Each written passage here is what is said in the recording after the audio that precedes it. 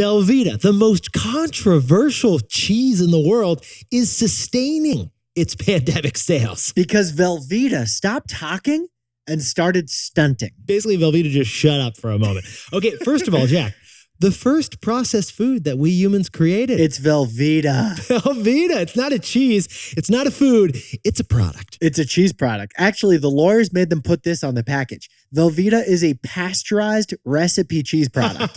It's not cheese.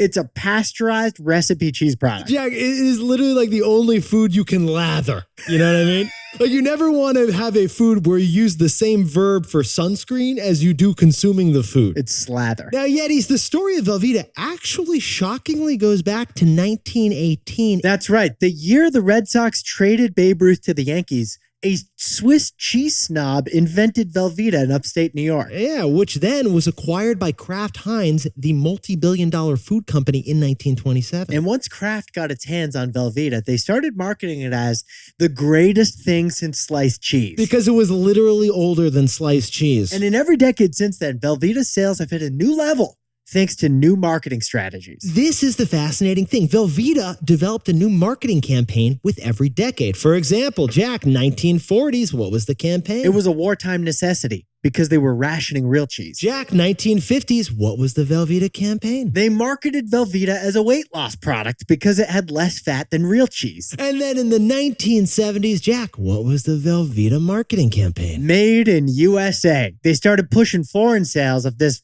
American classic. But Yetis, here's the problem. 1996, great year, we happened to hit peak processed cheese. Yeah, we were eating 9 pounds a year, us Americans, of cheese. Yeah, back in 1996, your parents started worrying about arteries and abs and Atkins, and Velveeta's marketing couldn't convince them to come back. Velveeta tried to convince us that it's a convenient product. No prep, it's so easy. They tried to tell us it's a cheaper product. It's so much less expensive than that artisanal Gouda. Nothing was working. Velveeta wasn't selling. Until 2020, after 14 years of sliding sales. Suddenly, with the pandemic, Velveeta sales jumped by 24% as Americans craved comfort foods. Comfort foods were in. You couldn't touch a doorknob because you were paranoid, but hey, load us up on the trans fats, baby. But unlike Peloton, Zoom, Netflix, and other pandemic winners that have since come back down, What happened to Velveeta? Velveeta sales have remained at that really high level, according to CNN Business. This is what Jack and I were fascinated by. Why haven't Velveeta sales fallen while every other pandemic winner's sales have fallen? It appears that Velveeta sales are still up